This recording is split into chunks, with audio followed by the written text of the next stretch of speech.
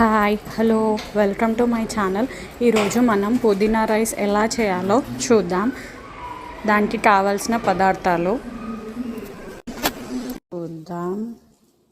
ముందుగా ఒక ప్యాన్ తీసుకొని అందులో ఒక గరిట ఆయిల్ వేసి 1 స్పూన్ జీలకర్ర, కొద్దిగా కరివేపాకు, మనం సన్నగా చాప్ చేసుకున్న ఆనియన్ వేసి బాగా ఫ్రై చేయాలి. ఇప్పుడు ఒక మిక్సీ తీసుకొని వాష్ చేసిన పుదీనా, వాష్ చేసిన కొత్తిమీర,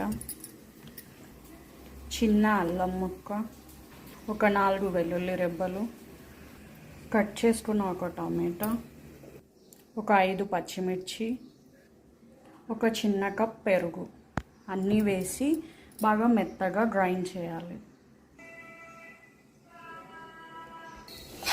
ఇప్పుడు ఆనియన్స్ ఇలా ఫ్రై అయ్యాక మనం ప్రిపేర్ చేసుకున్న పుదీనా పేస్ట్ ఇందులో వేసి బాగా ఫ్రై చేయాలి.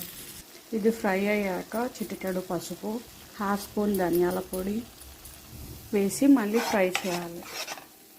ఇది ఫ్రై అయ్యాక 1 స్పూన్ ఉప్పు, మనం నెయ్యిలో వేయించుకున్న గోడంబి అన్నీ వేసి బాగా కలపాలి.